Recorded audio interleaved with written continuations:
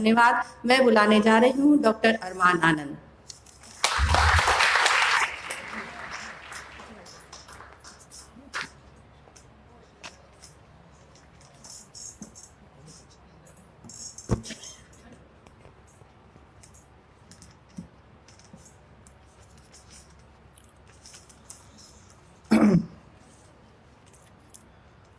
बहुत बहुत धन्यवाद मनीषा जी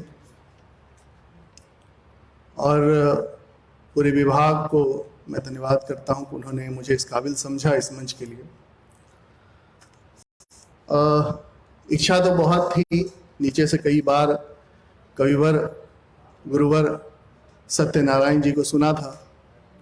इस बार साथ बैठने का एक अनुभूति होती है उसको हासिल करने, हालांकि वो मेरी ख्वाहिश अधूरी रह गई। फिर कभी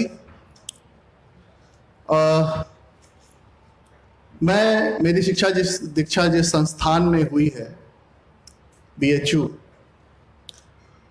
वहां के पूर्व छात्र डॉक्टर उपेंद्र नाथ पांडे सर, सेवानिवृत्त विशेष सचिव मंत्रिमंडल सचिवालय बिहार सरकार, आज अध्यक्ष के रूप में यहाँ उपस्थित हैं।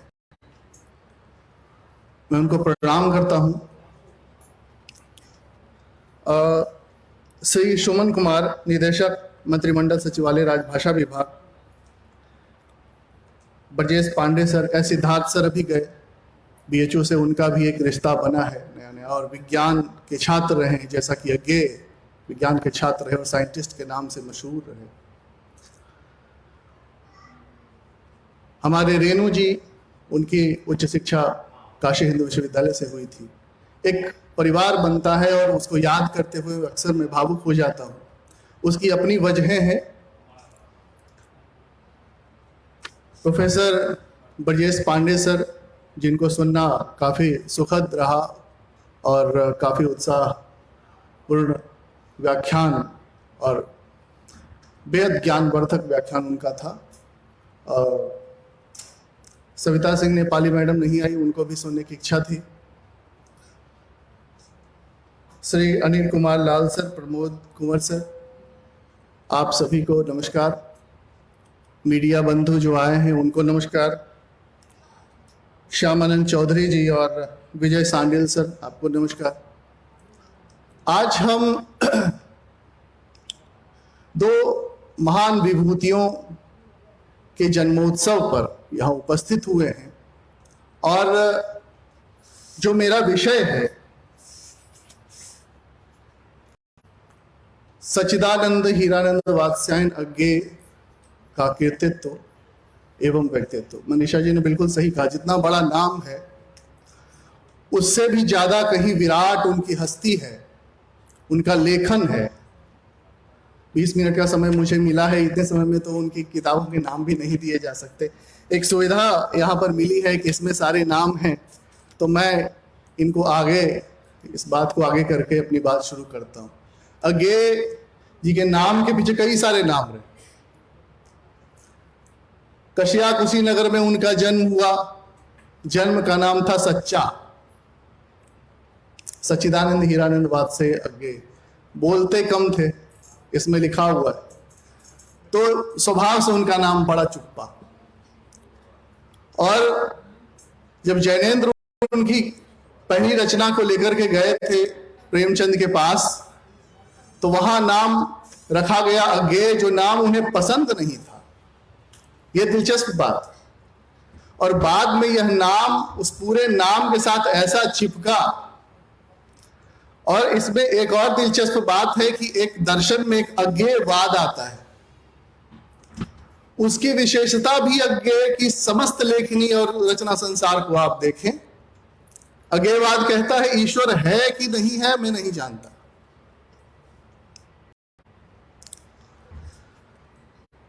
मनोवैज्ञानिक जो उपन्यास के मनोविश्लेषणात्मक जो फ्राइड का दिया हुआ है, उसको लेकर जो आगे बढ़ते हैं आगे,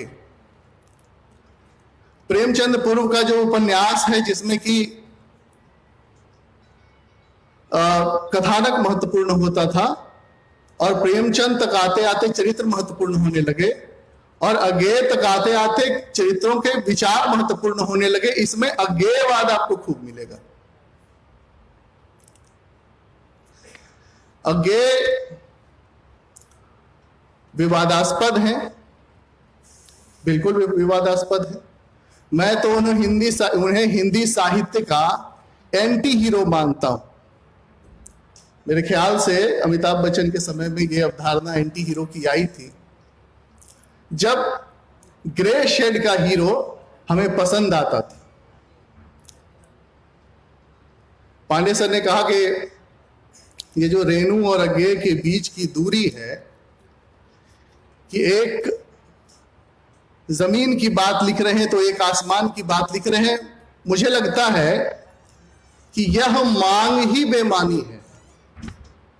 और जिस तरीके से पहली बार यहां पर, जिनकी तारीफ उन्होंने भी की है, इन दोनों को एक साथ सुनने और गुनने की बात आई है। एक ग्लोबल लेखक है, एक लोकल कवि है, और दोनों से मिलकर जो ग्लोकल एक शब्द बनता है वो बेहद महत्वपूर्ण है। आप सर अभी चले गए, विज्ञान के छात्र थे। एक घटना और मुझे याद आ रही है। जब लाहौर में बीएससी पढ़ रहे थे अज्ञेय, और उसके बाद एमए की पढ़ाई की तरफ, एमए उन्होंने इंग्लिश में उन्होंने नामांकन उनका हुआ था, तो उनको दिल्ली से बुलावा आया। दिल्ली में बुलावा आया चंद्रशेखर आजाद और भगत सिंह का। दिल्ली के इस बुलावे में उनका नाम रखा गया साइंटिस्ट, और काम था बम बनाने का। जो रेणु जी के बारे में भी बात हुई कि नेपाली आंदोलन में रेणु जी गए थे, तो भारतीय स्वतंत्रता आंदोलन में भी अज्ञेय का महत्वपूर्ण योगदान है, जिसमें 6 वर्ष उन्होंने 6 वर्ष में 4 वर्ष कारावास में और 2 वर्ष अज्ञातवास में उन्होंने काटे। बर्मा में जो द्वितीय विश्व युद्ध हुआ, उसमें सेना नायक के रूप में गए। अज्ञेय अकेला ऐसा लेखक है पूरे हिंदी साहित्य में जो जिसने हर एक काम किया। प्लम्बर, मोची, यायावर, कवि, आलोचक। एक संदर्भ में उनके बारे में उनसे एक सवाल किया गया कि आप अपने आप को आलोचक के रूप में अधिक पसंद करते हैं या कवि के रूप में? तो उन्होंने कहा कि मैं तो हमेशा विचार को प्रमुखता देता हूं, और विचार किस रूप में आता है यह महत्वपूर्ण नहीं है, विचार आना चाहिए। कविता क्या विचार से मुक्त होकर चल सकती है? बिल्कुल नहीं। अज्ञेय बिल्कुल एक अनूठा कवि है। उसको पढ़ने के लिए, उसको समझने के लिए एक नई दृष्टि की मांग करती है। प्रयोगवाद में कविता के शरीर के साथ वह खेल रहा है। नामवर सिंह शब्द शिल्पी उनको कहते हैं, अपने एक व्याख्यान में कहते हैं भाव शिल्पी नहीं शब्द शिल्पी है। नामवर जी यहां खेल जाते हैं, आदत है उनकी। लेकिन अज्ञेय जैसा व्यक्ति जो मनुष्य के मनोजगत को खोल रहा है परत दर परत, किसी कविता को उठाइए या शेखर को उठाइए, शेखर से अच्छा क्या हो सकता है? जिन्होंने भी शेखर को पढ़ा है उन्होंने शेखर को अपने भीतर पाया, सिर्फ अज्ञेय के भीतर नहीं। अज्ञेय पर तो आरोप है कि शेखर के बहाने उन्होंने अपनी कहानी लिखी है, मैं उसमें नहीं जाऊंगा। कहते हैं शेखर में मेरापन कुछ अधिक है। शेखर को समझने के लिए शेखर की क्रियाकलापों को आप समझिए। पानी में सो जाता है और सांप को पेट पर रेंगने देता है ताकि महसूस कर सके कि सांप का रेंगना कैसा होता है पृथ्वी की देह पर। मां से पूछता है बच्चे कैसे पैदा होते हैं। नास्तिक है। कुछ लोग अज्ञेय पर दक्षिणपंथी होने का आरोप लगाते हैं, उस बारे में बताऊंगा। उसकी वो जो सांप वाली कविता है, शहर में रहते हुए शहरियों पर जो कविता लिखी है, अज्ञेय ने कभी जिन्होंने उस अज्ञेय पर कीचड़ उछालने की कोशिश की, उनका अज्ञेय कभी पलटकर जवाब नहीं देते थे। वो कविता वो जवाब है। अपने विरोधियों को उन्होंने कहा है, सांप तुम सभ्य तो नहीं हुए। कविता पढ़ी गई पूर्व में, दोहराने में समय ज्यादा लगेगा, 20 मिनट मेरे पास। वो जो शेखर और शशि का प्रेम, मौसेरी बहन है शशि उसकी, और ये जो फ्राइड से मनोविश्लेषणवाद हिंदी में आता है और जिसको लेकर आगे बढ़ते हैं, उसमें फ्राइड के पास एक शब्द है ईड। एक यूनानी नायक है, मेरे ख्याल से उसका नाम है इडोपियस या इसी तरह कुछ नाम है, हाँ, इडिपस। वो भूल से ही सही, उस कहानी में, यूनानी कहानी में है कि भूल से ही सही अपनी मां से पिता की हत्या कर देता है। पिता मतलब उसके जन्म के बाद बताया जाता है कि ये पिता की हत्या कर देगा, तो उसको पिता घर से बाहर कर देते हैं। और पूरी कहानी में घूमते फिरते एक दिन अनजाने में पिता की हत्या करता है और फिर मां से विवाह करता है। अंत में उसे पता, वो अपने पिता के हत्यारे को ढूंढवाता है तो पता चलता है वही पिता का हत्यारा है, और ग्लानि में फिर छोड़ के चला जाता है। शशि के साथ जो संबंध शेखर का है, जो खींचतान प्रेम की है, उसको समझिए। शेखर का प्रेम शशि के प्रति है, लेकिन वह जब समझाने जाता है शशि के पति को तो नहीं समझता है कि रात कैसे गुजरी। शेखर के यहाँ शशि की बारिश थी और तमाम चीजें थी, और जो एक पुरुष अहम होता है उसका मारा हुआ वह पति उन चीजों को समझ नहीं पाता है। झगड़े होते हैं, शेखर को भी ग्लानि होती है, वह परेशान होता है। हॉस्टल में रहने वाला शेखर, एक शेखर वो भी है जो ब्राह्मण होते हुए, आप समझिए, जिन्होंने आरोप लगाया है अज्ञेय पर दक्षिणपंथी होने का, वो अज्ञेय लिख रहे हैं शेखर के बारे में। जितने ब्राह्मण लड़के हैं वो जाते हैं कॉलेज के प्रिंसिपल के पास, शिकायत करते हैं कि ये लड़का ब्राह्मण है लेकिन जनेऊ नहीं पहनता है। अज्ञेय प्रिंसिपल कुछ नहीं करते अज्ञेय का, फिर भी ये शेखर का, और शेखर फिर भी वो हॉस्टल, ब्राह्मणों का हॉस्टल छोड़कर दलितों को हॉस्टल में रहने चला जाता है। कैसे तय होगा कि कोई भी साहित्यकार किस धारा का है? उसकी लेखनी से तय होगा। तो उसको लेखनी में ढूंढिए ना। अज्ञेय की विराटता पर प्रश्न चिन्ह लगाते हुए अपनी विराटता तय करने की ये जो क्षुद्र कोशिश है, जो लगातार चलती आ रही है, उनको याद करते हुए उसके छात्रों को भी ये जानना जरूरी है। क्योंकि सर कह रहे थे, अभी भी सर ने कहा कि एक डिस्कोर्स होना चाहिए। कैसे डिस्कोर्स खड़ा होगा? क्या करते हैं साहित्यकारों को याद करके हम? क्या सिर्फ गुणगान, या दूसरे साहित्यकार पैदा करने की एक छोटी सी कोशिश?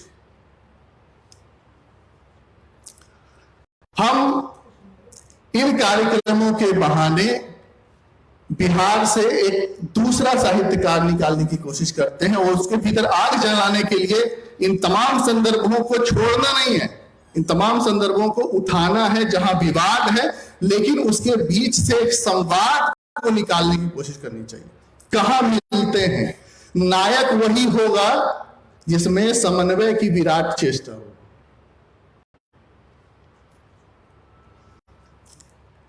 रेणु घोर समाजवादी, रेणु शैया पर हॉस्पिटल में अंतिम दिनों में पड़े हुए थे। चुनाव की काफी भाग दौड़ के बाद बीमार हो चुके थे। 1 अप्रैल 1977 को अज्ञेय आते हैं कलकत्ता से रेणु से मिलने, और कहते हैं कि मेरे पास रेणु से मिलने के अलावा कोई दूसरा काम नहीं था।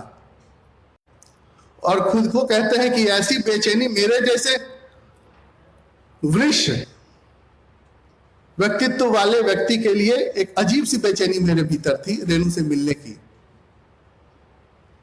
और वो रेणु से मिलने जाते हैं तो रेणु उठ कर बैठ जाते हैं, कहते हैं लेटे रहिए। कहते हैं अज्ञेय सामने है और मैं लेटा रहूं, ऐसा नहीं हो सकता। आप तोड़ते हैं। देखिए एक ही समय के दो महान कवि एक दूसरे का कितना सम्मान करते हैं, कैसे जुड़ते हैं आपस में। और मैं ऊपर खींच कर ले जाता हूं। एक जगह साइन करना था किसी चुनाव के मुद्दे को लेकर के, उन्होंने कहा, रेणु ने कहा कि आगे लाए हैं अगर वो वक्तव्य तो मैं बिना देखे साइन करूंगा, उस पर हस्ताक्षर करूंगा। ये है भरोसा एक महान लेखक का दूसरे महान लेखक पर। और मैं बताता हूं, अगेन अनुवाद किए त्यागपत्र का अंग्रेजी में,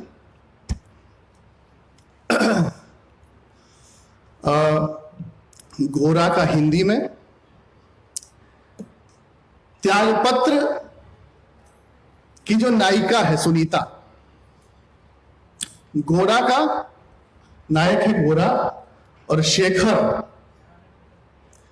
तीनों की परिस्थितियों को आप देखिएगा तो एक ही भावभूमि पर खड़े हुए नजर आएंगे। इसे भी आगे में लेकर चलता हूं। अभी एकला चलो रे कहानी की बात हो रही थी। बाहर जब आप आ रहे होंगे तो वो कविता लगी हुई है, ले चल हारी लिए हाथ में एक अकेला ओछा तिनका, अकेला। एक और कविता की चर्चा हुई है, दीप स्नेह भरा मदमाता, इसे पंक्ति को दे दो। अब अकेलेपन, अच्छा अकेलेपन पे एक और पूछा गया आगे से कि आप अकेलेपन को इतना क्यों पसंद करते हैं, तो उन्होंने कहा कि यह उपहार में मुझे मिला है, बुद्ध की धरती पर मेरा जन्म हुआ है।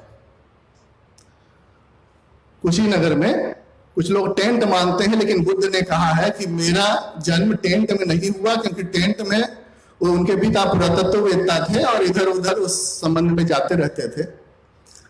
तो खुदाई चल रही थी और अज्ञे का जन्म होता है। माता जब प्रसव पीड़ा से गुजरती हैं तो अज्ञे को मतलब जन्म देने के लिए वो खेतों में चली जाती। घर में एक बुआ है कुंवारी और लोग वो टेंट में हैं, तो वहां वो थोड़ी सी दिक्कत थी, तो वो लज्जा और जो स्त्रीचित वो होता है। तो जन्म हुआ खुली पृथ्वी पर, अकेले में, सुनसान में, बुद्ध की धरती पर, कुशीनगर में। अप्रदीपो भव बुद्ध का संदेश है, वो अकेलेपन का संदेश है। लेकिन अकेलापन किसके लिए? जो हीनयान महायान जिस लाइन पे बट गया जाकर के, उस अकेलेपन को समझिए। अब वो अकेला जो है, अब मैं, वो सिर्फ मेरा नहीं है, दीपक का नहीं है, हारिल का नहीं है। वो अकेलापन मजबूत होगा और जुड़ेगा जाकर समाज से। वो जो दीप उठाकर पंक्ति को देने की बात करते हैं, वो पंक्ति समाज है। इस बात को हमको समझना पड़ेगा।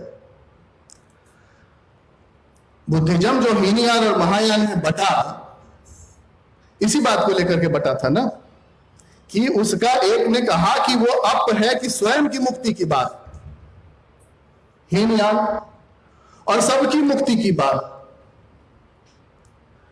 तो जो सबकी मुक्ति की बात है, दरअसल बुद्ध का यह संदेश था।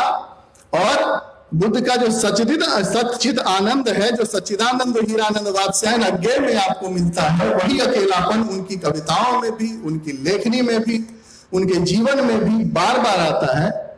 उस अकेलेपन को हमें समझना होगा और उस अकेलेपन का विस्तार करना होगा। वो अकेलापन केंद्र बिंदु है जिसमें विस्तार की असीम संभावनाएं हैं। जितना सक्षम व्यक्ति आएगा उतना उसके विस्तार की संभावनाएं बढ़ जाएंगी। इसलिए स्वयं से शुरू होकर समाज तक की यात्रा अपने उपन्यासों में, अपनी यात्रा वृत्तांतों में, कविता में, कहानी में। कहानी की बात याद आई, दो तीन कहानियां।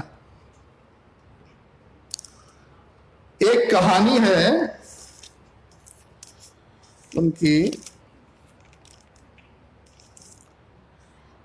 हीली बोन्स की बत्तखें। बेहद शानदार कहानी है। खासी समुदाय की महिला है, और वो इतनी शानदार कहानी है कि वो महिला बत्तख पालती है, मातृसत्तात्मक परिवार में है, एक बहन के बाद दूसरे बहन को वहां उत्तराधिकार मिलता है, जैसे अपने यहाँ बाप अपने बेटे को देता है, बेटा फिर अपने बेटे को देता है। मातृसत्तात्मक परिवार में स्त्रियों को संपत्ति हस्तांतरित होती है और उसमें बत्तखें उसको मिली हैं। रोज कोई बत्तखों को चुरा ले जाता है। अब एक वहां पर एक फौजी आते हैं, वो कहते हैं कि तुम्हारी बत्तखें कोई चुरा ले जाता है, तो मैं भी छुट्टी में हूं, मैं उस शिकारी को ढूंढता हूं जो तुम्हारी बत्तखों का शिकार करता है। तो वो खुश हो जाती है। ध्यान से सुनिएगा इस कहानी को। और वो शिकारी वो पांव के चिन्ह देखता है तो देखता है कि एक लोमड़ी है, वो शिकार करती है बत्तखों का, रोज एक बत्तख। अगले दिन घात में ये लोग बैठे रहते हैं, वो शिकारी गोली चलाता है, गोली लगती है, लोमड़ी भागती है, भागते भागते एक झाड़ी में घुसती है। झाड़ी में जब वो जाती है तो पीछे पीछे ये लोग भी जाते हैं, वहां तक पहुंचते लोमड़ी मर जाती है। लोमड़ी मरी हुई है, लोमड़ी के छोटे छोटे बच्चे उसके स्तनों से लिपटे हुए हैं। हीली बोन्स इसको देखती है, द्रवित होती है, वापस आती है और अपने सारे बत्तखों का गला उड़ा देती। सारे बत्तखों को, जिसके लिए सारी घटना थी। हृदय परिवर्तन बहुत जरूरी है। आप मेरे ख्याल से इनमें से कल के दिनों में जरूर कोई महादेवी वर्मा, कोई और बनेंगे। एक चीज जानिए, लेखन में चरित्र का परिवर्तन बहुत आवश्यक है। चरित्र अगर नहीं बदला तो कहानी पूरी नहीं हुई। और ये जिंदगी में भी होता है, ज्यों का त्यों नहीं रहा जा सकता।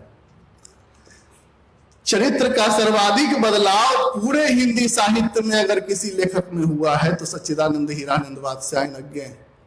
इसीलिए अज्ञे कहते हैं, मैं मरूंगा सुखी क्योंकि मैंने जीवन की धज्जियां उड़ाई। एक दूसरी कहानी है शरणदाता। शरणदाता कहानी में देवेंद्र लाल हैं और विभाजन का समय, विभाजन पर अज्ञे ने पूरी सीरीज लिखी है कविताओं की, उसको पढ़िए। हिरोशिमा पर कविताएं लिखी हैं, हिरोशिमा पर जब बम गिराए गए। अज्ञे से कुछ भी अछूता नहीं है। अपने समय की सारी घटनाओं पर वो पैनी नजर रखते थे, चाहे वह उनके यात्रा वृत्तांत में आए, चाहे आलोचना में आए, चाहे वैचारिक निबंधों में आए। और वहां से देवेंद्र, जब विभाजन में देवेंद्र छोड़ के पाकिस्तान जाना चाहते हैं तो उनका मित्र, उनको मुसलमान मित्र उनको रोकता है और उस वक्त कहता है ऐसा मेरे रहते नहीं हो सकता। और चरित्र ऐसा बदलता है अंत तक कि वही मुसलमान मित्र जहर मिलाकर खाना भिजवाता है और एक बिल्ले से मित्रता हो जाती है देवेंद्र की। और उस घर में एक लड़की रहती है, उस लड़की एक चिट भिजवाती है जिसमें लिखा रहता है कि खाने को कुत्ते को खिलाकर खाना। देवेंद्र समझ जाता है कि इस खाने में जहर बिल्ले को खिलाता है, बिल्ला मर जाता है। वो जो मित्र है जो रोक रहा है, महत्वपूर्ण यह नहीं है कि एक मुसलमान ने हिंदू को मारने की कोशिश की। उसमें एक घटना और है, जब एक छोटी सी घटना बीच में आती है कि मुसलमानों को पंजाबी लोग बचाते हैं। महत्वपूर्ण यह नहीं है कि किस कौम का कौन था और किस कौम का कौन था। परिस्थितियों का शिकार आदमी जो शेखर है वही देवेंद्र है, वही अन्य कहानियों में कोई और होता है, वही हम हैं, वही आप हैं। और साहित्य को इसीलिए पढ़ना भी जरूरी है क्योंकि साहित्य में हम और आप इतने बेहतर तरीके से किसी और विधा में उपस्थित हो ही नहीं सकते। साहित्य में वो सब कुछ है जो अखबार में नहीं छप सका, साहित्य में वो सब कुछ है जो इतिहास में नहीं सब छप सका, नहीं आ सका। मेरे ख्याल से लगभग बातें हो ही गई हैं। एक कविता है, उस पर बात करते हुए, और आगे कितने प्रगतिशील थे। एक कविता है राजेश जोशी की, मारे जाएंगे, काफी लोगों ने सुनी होगी। एक कविता मैं पढ़ता हूं आगे की, और ये भी काफी प्रसिद्ध कविता है। जो पुल बनाएंगे अनिवार्यतः पीछे रह जाएंगे, सेनाएं हो जाएंगी पार, मारे जाएंगे रावण, जयी होंगे राम, जो निर्माता रहे इतिहास में बंदर कहलाएंगे। जो हाशिया है, हाशिए की बात करने वाला व्यक्ति एलीट कैसे हो सकता है? क्या लिखने वाला कवि और घूमने वाला कवि दोनों दो हैं? कविता की बात आई तो थोड़ा सा समय और लूंगा कि कैसे चीजें जुड़ती हैं। असाध्य बीना एक लंबी कविता है, इस पर बात करते हुए मैं अपनी बात खत्म कर दूंगा। आ गए प्रियंबद केश कंबली। हम लोग पीजी की क्लासेस में जब ये कविता सेमेस्टर में पढ़ाई जाती थी, उस वक्त कोई मित्र आता था तो कहते थे आ गए प्रियंबद केश कंबली, और लगभग पहली शुरुआत की पंक्तियां याद ही हो गई थी, और हम सब ने ऐसा किया होगा, मैं ऐसा समझता हूं।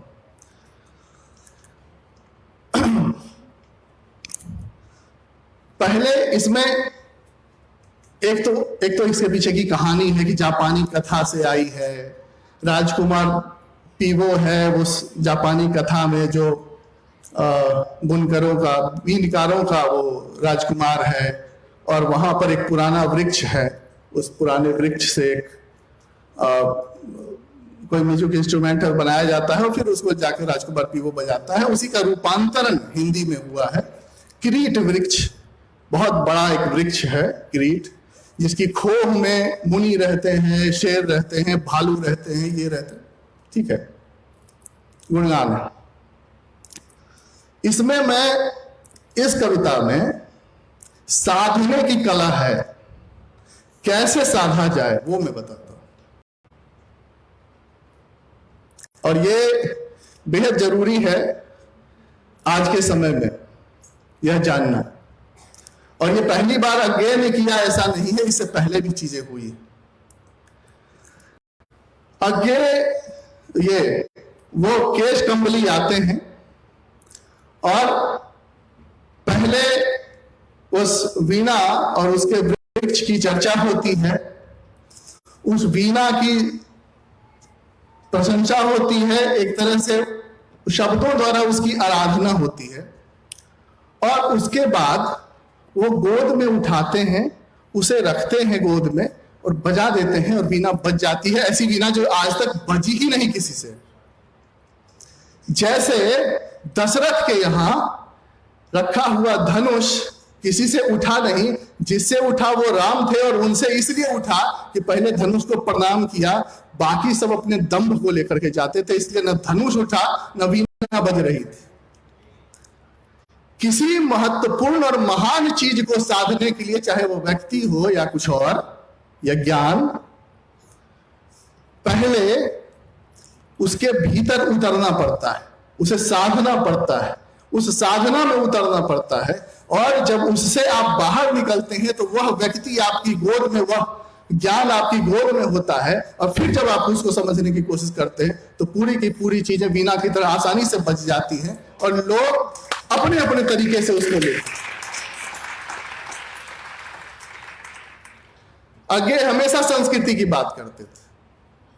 उन्होंने भारतीय संस्कृति को और उसके आख्यान को अपनी प्राथमिकता दी। वो कहते थे कि ये जो मेरे पीछे मेरी आलोचना करते हैं, उनसे एक बार कोई पूछे कि दक्षिण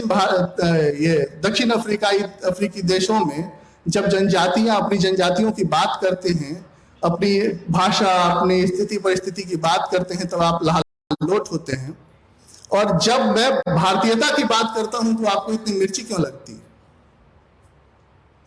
तमाम सवाल अज्ञे ने